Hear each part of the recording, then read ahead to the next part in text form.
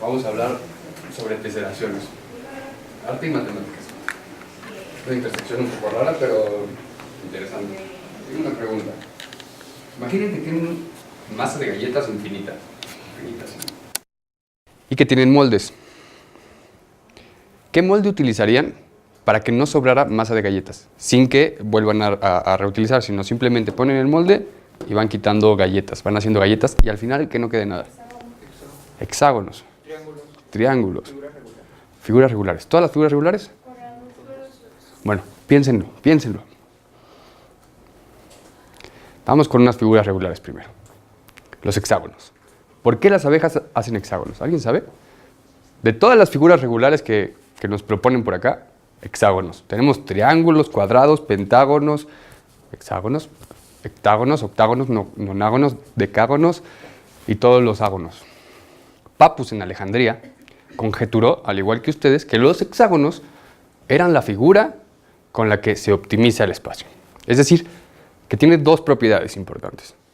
La primera, con la que llenas todo el espacio y que el perímetro del total es el mínimo que se puede tener. Es decir, que si yo pongo cuadrados, el perímetro de la unión de todos los cuadrados, si yo lo extiendo, es más grande que el de los hexágonos. Fue hasta 1999, o sea, como 1400 años después, un poquito más, porque son aproximadas, fechas aproximadas, que este señor demostró que sí, que Pappus tenía razón. Utilizando matemáticas, dijo, los hexágonos son la figura que llena el espacio y que optimiza. Y tienen una propiedad, son la figura que más se parece al círculo. Que cumplen estas cosas. Porque entre más lados pongamos, más se va a aproximar al círculo. Y se puede sacar pi. Muy bien. Yo lo que quiero que nos quedemos es con el problema de cómo llenar el espacio. Es decir, cómo utilizar los moldes para hacer nuestras galletas infinitas sin que queden sobrantes. Con hexágonos se puede. Con hexágonos es lo más óptimo. Pero también tenemos otras opciones. Con polígonos regulares, es decir, que todos los lados y los ángulos sean iguales, solo podemos hacerlo con estas figuras. Con puros triángulos, con cuadrados y con hexágonos. Con pentágonos no, porque si metemos pentágonos, al momento de poner dos pentágonos juntos, estos no van a quedar muy bonitos, pero vamos a imaginar que tenemos aquí. Al momento de intentar pegar un tercero, aquí va a sobrar un espacio o se va a amontonar. No nos van a dar los ángulos para que esto se llene. Y nosotros, como les dije, queremos llenar el espacio sin que sobren espacios, sin que queden huequitos, ni las piezas se sobrepongan. Entonces, déjenme enseñarles, primero con los hexágonos, y a ver si pueden descubrir algo particular de estos. Yo pego un hexágono, y alrededor de cada vértice, de cada puntito, ¿cuántos hexágonos hay? A ver.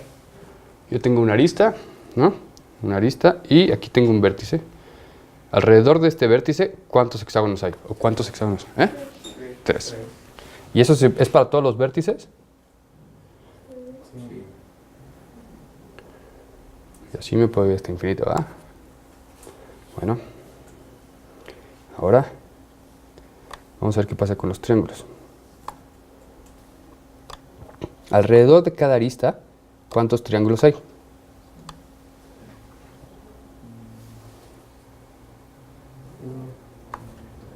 Digo, alrededor de cada vértice, perdón, alrededor de cada arista hay 2. 6. ¿Y es para todas las aristas?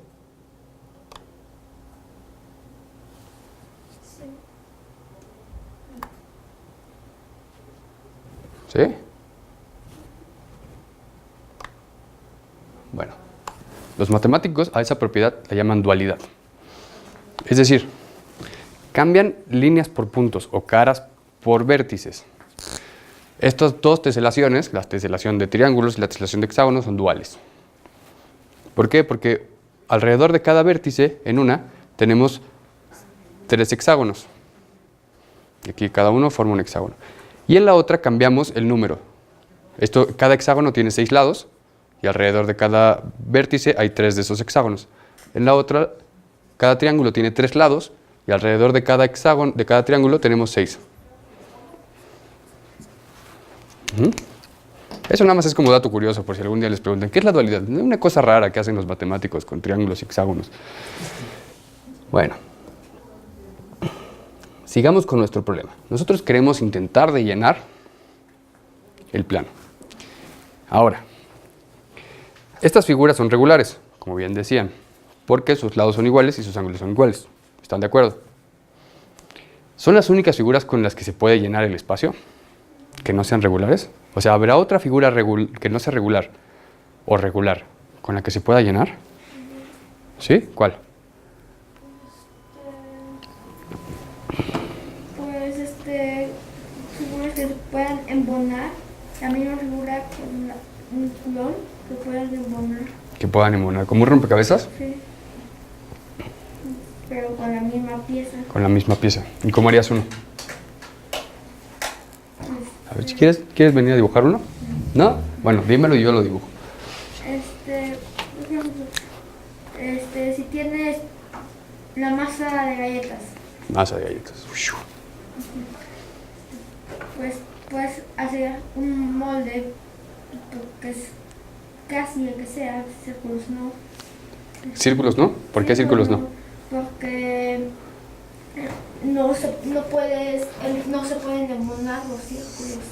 Exacto, ¿no? Porque si yo empiezo a hacer círculos, no importa qué haga, me quedan espacios. Y aunque haga un círculo chiquito aquí, siempre hay espacios. Pero lo que sí se puede hacer es una figura con curvas. Con curvas. Por ejemplo, una pieza de rompecabezas. y tengo que hacer la misma. Ajá. La misma pieza. Una pieza de rompecabezas. Es decir, que si yo agarro esta parte de aquí, lo bajo,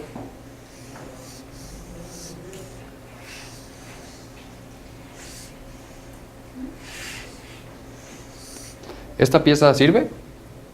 Esa no. ¿No? ¿Por qué? Porque la parte de arriba y la parte de abajo no embonarían. La parte de arriba y la parte de abajo no embonan. No embonan. Tienen que embonar. Tienen que embonar. ¿Y cómo hacemos para que embonen? Tal vez si quitamos lo de acá y lo de abajo. Y solo ¿Lo de aquí? Sí. Y lo de abajo. ¿No quieren pasar mejor, más fácil? A No, dibujarlo. digo que así está bien, ¿no? ¿Así? Tal vez. No, así tampoco está bien. Y- Porque como vas a embonar con la misma pieza. Porque, bueno, como tienes uno igual, esta cosa, la que está arriba, puede embonar con lo que está de este lado. Y esto lo uno. Ajá.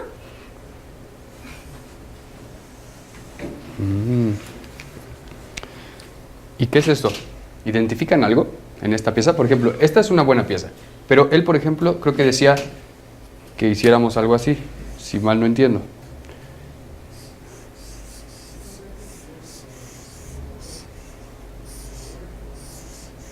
Creo que hay un punto que no se puede juntar. ¿Hay un punto que no lo puedo juntar? Que ya no se puede juntar. ¿Esta con esta misma? ¿Por qué? No sé, pregunto. ¿Identifican algo? ¿Tienen Es- similitudes con un cuadrado? Tienen similitudes con un cuadrado. Esa es una buena observación. Como que hay un cuadrado de fondo, ¿no? Tenemos como un cuadrado de fondo en los dos. ¿Y algo más? De que prácticamente esto está como salido y esto está metido. Entonces es prácticamente lo mismo, pero. Esto está salido y está metido. Ajá, exacto. Está salido y está metido. Bueno, eso, lo que están haciendo, es lo que hacen los matemáticos, o hacemos los matemáticos. Es buscar patrones. Estamos buscando patrones. Y estos patrones en particular tienen un nombre. ¿Alguien sabe? ¿De qué estamos hablando?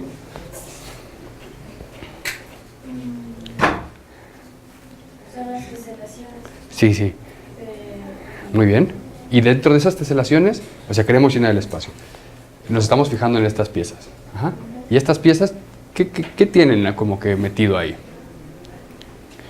¿O qué patrones estamos encontrando? Ya vimos que es un cuadrado, ¿no? Y que si en un lado tiene algo, en otro lado se lo quito, ¿no?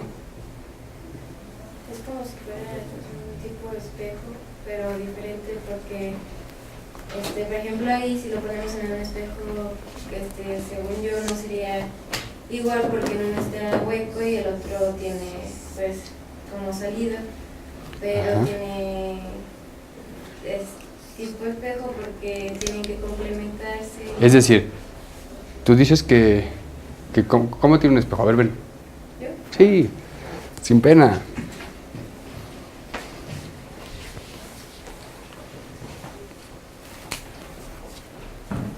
El espejo es una palabra importante.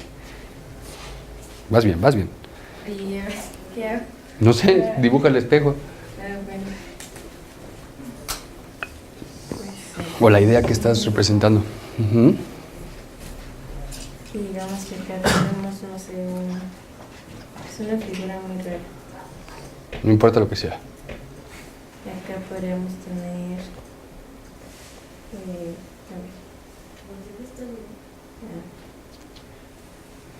tendría que ser igual, no tendría.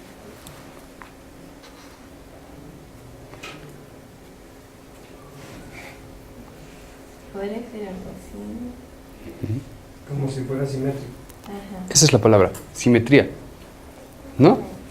Y ya para que esta parte quepa acá, pues sí, quepa acá y luego esta también tendría que tener acá el hoyo Lo- para que- O sea, tiene que ser simétrico. Lo que hay a un lado tiene que estar en el otro.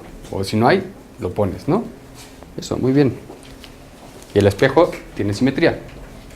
¿Estamos de acuerdo? Bueno, ¿y qué es la simetría? Cuando es absolutamente idéntico de un lado y de otro. Cuando es absolutamente idéntico de un lado que de otro. No sé, si haces un dibujo en una hoja que es simétrico, puedes doblar la hoja y tener igual, como un espejo. Como el espejo. Ajá, muy bien. ¿Qué más? ¿Es lo único? ¿Es la única simetría que hay? ¿O lo único que es simétricamente igual? Bueno, que se puede repartir en muchas partes, como dijo, que lo puedes doblar y lo puedes doblar y lo puedes doblar y siempre va a ser lo mismo. Ujú. ¿Y si no quiero doblarlo? Pues Puedes marcar de la línea. puedes dibujar un dibujo cada vez y puede ser simétrico. Lo puedo hacer un dibujo ahí, Ajá. tipo un dibujo con una figura. Sí. Pero puede ser Más bien, más bien. una figura que sea también simétrica. También Yo puedo dibujar algo ahí, aquí, ajá. Prácticamente todos los lados son iguales, entonces Exacto. O sea que si yo le doy una vuelta, todo es igual. es igual. Ujú. O sea, también no solo puedo doblar, sino que puedo darle vueltas, ¿no? Y darle vueltas preserva simetría. Y si yo lo muevo, ¿sigue siendo igual? Sí. Sí. Entonces, ¿cómo se llaman esas cosas? Simétricos. Ajá, pero el nombre de, por ejemplo, darle vueltas a un objeto, ¿cómo se llama? Rotar. Moverlo, Trasladar. ¿eh? Trasladar. Trasladar. Y reflejarlo, pues reflejarlo, ¿no? Bueno, muy bien. Efectivamente, las isometrías van a ser las transformaciones que preservan la simetría del objeto. Es decir, lo que estás diciendo, evidentemente, si yo agarro una hoja, ¿no? Y la arrugo, pues ya no preserva la forma, ¿no? O no puedo hacer lo mismo que podía hacer cuando estaba estirada, ¿no? En otros términos matemáticos podría decirse que sí, pero aquí no, porque estamos hablando de simetría. Pues sí, tenemos 4 tipos de isometrías, o sea, 4 tipos de transformaciones que al aplicarlas preservan la simetría de los objetos. Únicamente 4. Déjenme presentárselas con unos dibujitos muy bonitos, si encuentro esto.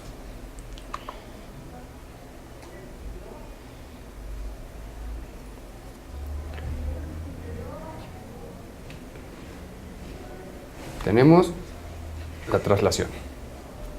Es decir, yo muevo esta conchita y pueden ver como dónde estaba, ¿no? Y como que preserva la forma, no importa dónde yo la mueva, no le estoy haciendo absolutamente nada, ¿no? No la estoy arrugando, no está creciendo, ni estirándose. La forma es la misma. La traslación. Después tenemos la rotación, que como bien dijeron, es darle vueltas.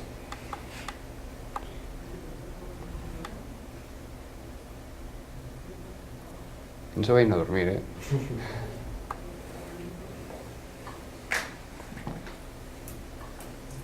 Y por último, la reflexión. Bueno, no por último. Por último en este bloque. La reflexión lo que tiene es que preserva la forma. Exactamente la forma. Pero si alguna vez se han visto en el espejo, en la mañana, sin espantarse, ¿no? No se espanten. Y ven a la persona que es igualita a ustedes. Igualita, pero que vive en el mundo de Alicia. Y ustedes casualmente tienen un reloj en la mano izquierda y levantan su mano izquierda y la saludan. Esa persona, ¿se han fijado? Tiene el reloj en la mano derecha y levanta la mano derecha. Es igual a ustedes. Pero cuando no se dan cuenta, en un segundo se cambia de reloj de mano y levanta la otra mano. Y se mueve para acá, se mueve para allá. Se mueve para acá, se mueve para allá. Baila. ¿No? ¿Por qué? Preserva la forma es igual. Porque es una reflexión. Ajá. ¿Y? Que los reflejos, pues sí funciona como un espejo. En el agua o lo que sea, Ajá. Va a ser opuesto. Opuesto, exacto. Es por eso que a veces cuando vemos en un objeto, así un charco o algo así, tú lo ves y la ciudad está al revés. Por eso es. ¿Y por qué no? ¿Por qué cuando se ven en el espejo no lo cambia en lugar de que levante la mano izquierda? ¿Por qué no levantan los pies? O sea, ¿por qué el suelo sí te voltea para abajo y...? Ajá.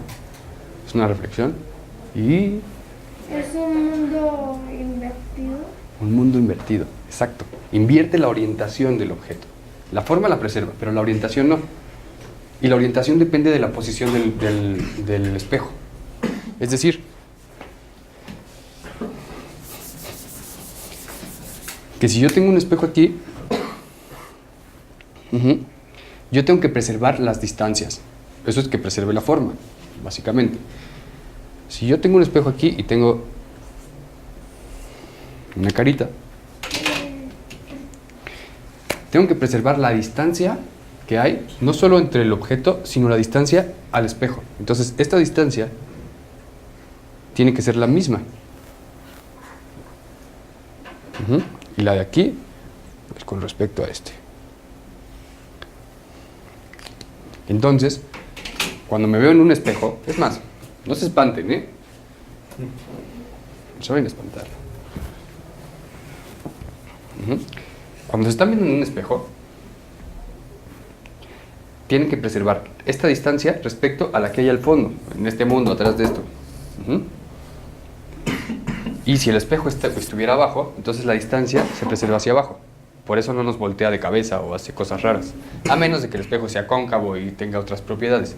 Pero un espejo normal. Las otras cosas son propiedades de físicos, y aquí no hay muchos físicos, así que no vamos a hablar de físicos. Bueno, el espejo o las reflexiones preservan la forma pero cambian la orientación. Y hasta ahorita tenemos rotaciones, traslaciones y reflexiones. Y hay una última. Paz. Los pasos. Ahí. Un paso es la composición de una reflexión, como la mano, y una traslación. Esa composición genera una isometría diferente. Nada más como dato curioso, nada más por si algún día están en la playa, caminando y disfrutando de sus vacaciones, pensando que las matemáticas están muy lejos en un cuaderno. Cuando volteen para atrás y vean sus pasos, acuérdense de que las matemáticas están en todos lados y van dejando matemáticas en la arena. Entonces las matemáticas no pueden escapar de las matemáticas. Lo siento mucho. Muy bien. Vamos a hablar ahora, ya que más o menos tenemos la idea de simetría. Esta parte puede ser un poco complicada, aburrida también. Para esto, déjenme platicarles, la primera palabra de esto dice grupos. La historia de los grupos es una historia muy trágica. Allá por, ¿qué eran? Finales de 1800, en Francia, un joven llamado Galois, que tenía 19 años. ¿Cuántos años tienen? Como 12. Entre 13 y 15, ¿no? Bueno, a lo más,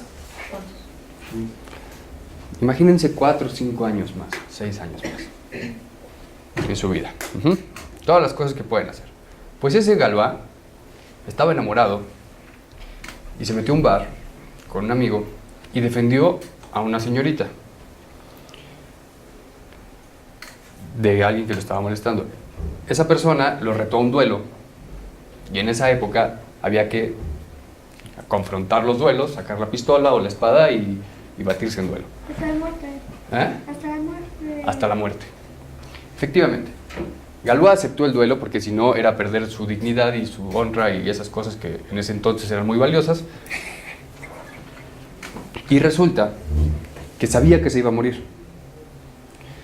La noche anterior escribe una teoría, la teoría de grupos y la teoría de Galois, en una noche, y esa teoría, hasta la fecha, los matemáticos seguimos estudiando y sacando cosas nuevas, porque esa persona en una noche tenía todo el conocimiento de siglos o años, por lo menos, de varios siglos, por lo menos 2 siglos, no sé, de ideas y de cosas en su cabeza. Él se murió en el duelo, desafortunadamente, pero dejó sus notas. El trabajo de Galois es complicado y les digo, se estudia y se estudia, por lo menos tienen 1 año en la carrera de matemáticas donde se ve todo eso, todo lo que Galois escribió. Y a partir de eso se han generado infinidad de teoremas y de teorías y cosas, incluyendo cosas de relatividad y de teoría cuántica y para los físicos y aplicaciones y el celular y la tecnología tiene aplicaciones de Galois, de teoría de grupos.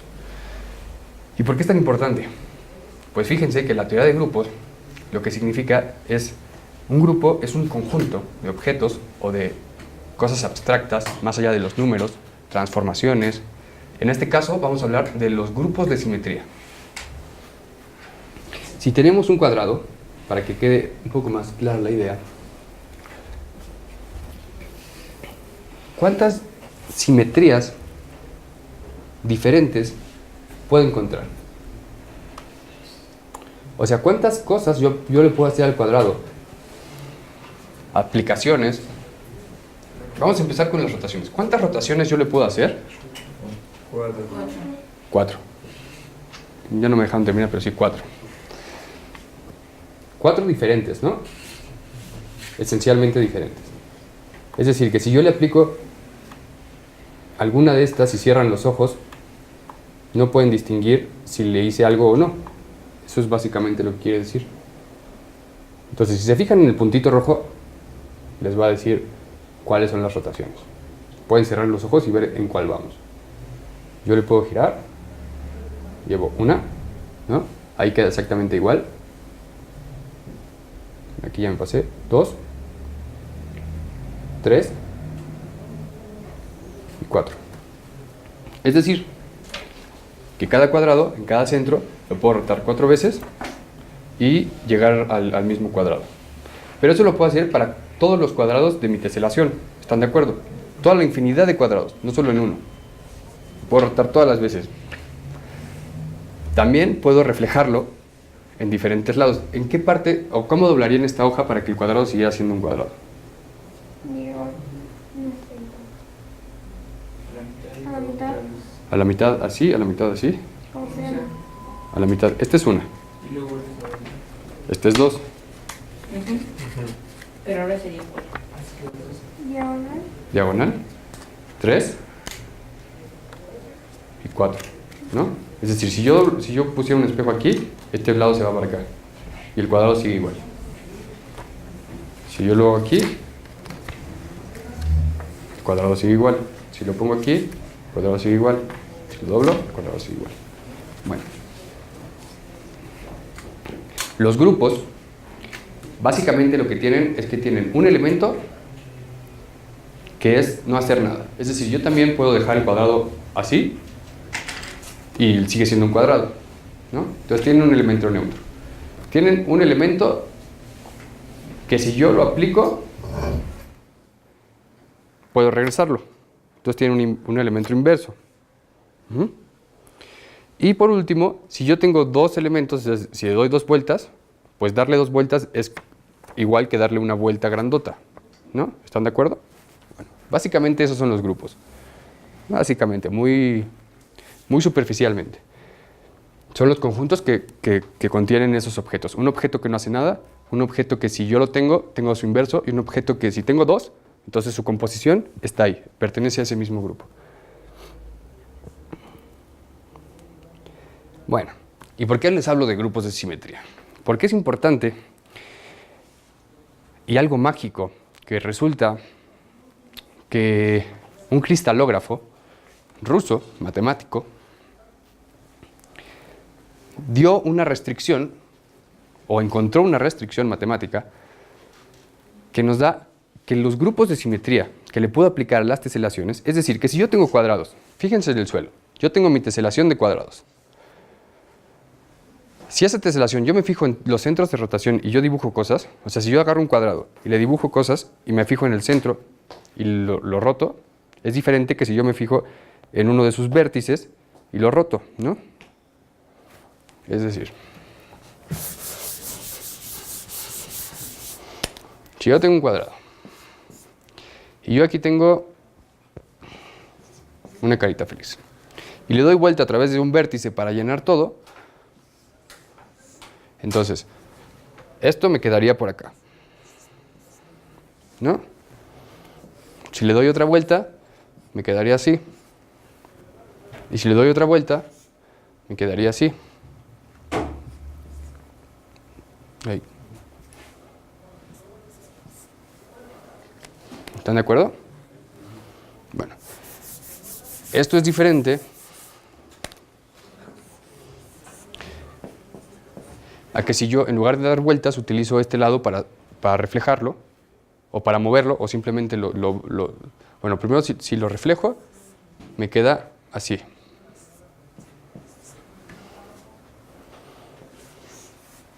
De este lado lo reflejo y me queda así.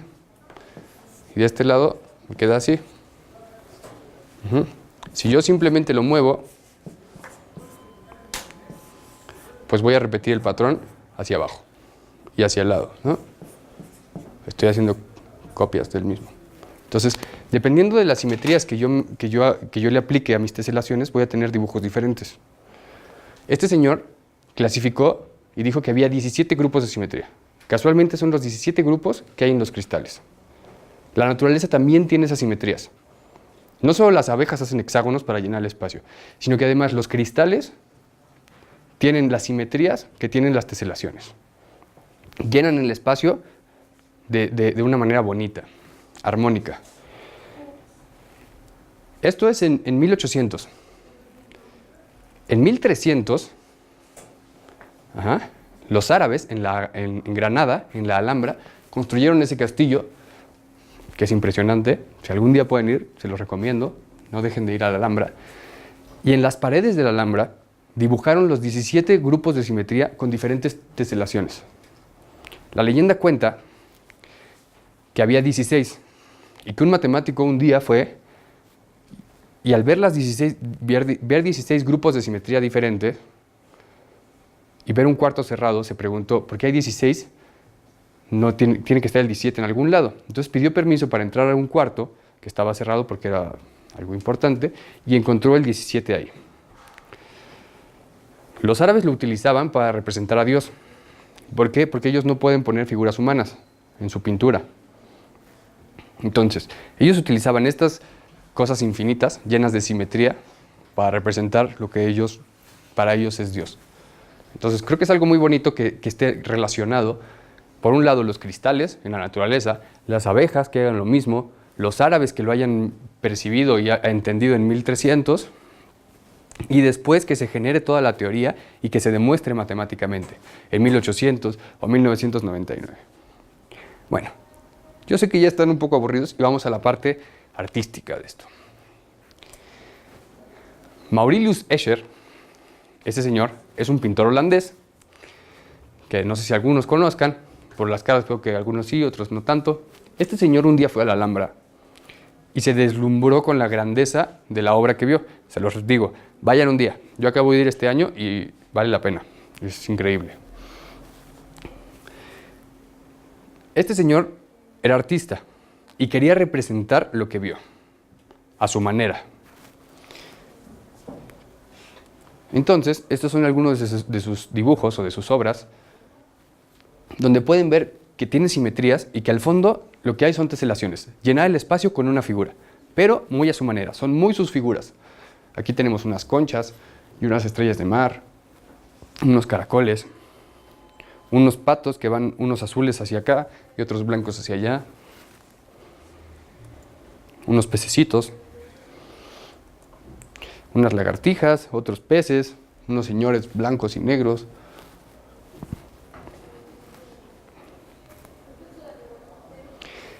Él fue un poquito más allá. No solo se dedicó a las simetrías del plano, que es la geometría que conocemos, que es la única geometría en la que estamos hablando ahorita. Él fue e hizo cosas en geometría esférica y geometría hiperbólica, que si quieren, ahorita les explico un poquito más de eso, si les interesa cuando terminemos y nos da tiempo. Porque se pueden hacer teselaciones como esta. Y ahí, en esta geometría, en particular en la geometría hiperbólica, no solo tenemos triángulos, cuadrados y hexágonos para teselar. Todos los poliedros teselan. Y los polígonos. No, todos los poliedros no, todos los polígonos teselan. Pueden teselar con figuras de 9 lados, de 10, combinaciones. En este caso son cuadrados y triángulos. No sé si los alcancen a ver. En el fondo, por ejemplo, aquí hay un cuadrado y un triángulo. Y alrededor de cada triángulo y de cada cuadrado puso pececitos. Puso 3 pececitos y 4. 1, 2, 3, 4. Bueno, vamos a hacer nosotros nuestra teselación. Y para eso, como en el rompecabezas, vamos a tener 2 maneras de hacerlo. ¿Se acuerdan del rompecabezas de acá? Todo lo que yo quite de un lado a la hoja, se lo tengo que pegar en otro lado. Si le quito de este lado, se lo puedo pegar aquí. Si se lo pego aquí, lo que significa es que, como en el rompecabezas, esta pieza no va a encajar así.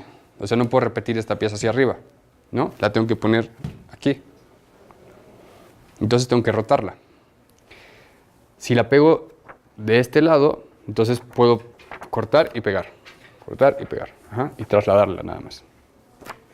Entonces, yo lo que les recomiendo es que empiecen a cortar un poco al azar, o si tienen alguna idea que quieran dibujar, vamos a hacer una teselación al estilo Escher. Entonces, yo tengo esta parte y tengo la opción de pegarla aquí. Y puedo recortar otra parte acá y pegarla arriba. Y después voy a dibujar lo que yo vea. Por ejemplo, ¿qué ven aquí? ¿Un pez? ¿Un puercoespín? Bueno, pues cada quien va a ir dibujando y recortando y pegando, ya sea así, por ejemplo, así cambia, ¿no? Un caracol. ¿Qué ven? Una montaña. Lo importante es que si todo lo que ustedes corten lo tienen que pegar del otro lado, ¿ok? En uno de los lados. Y una vez que pegaron, pueden volver a recortar. A lo mejor este cacho ya no me gusta. Entonces, si lo corto aquí, lo puedo pegar abajo.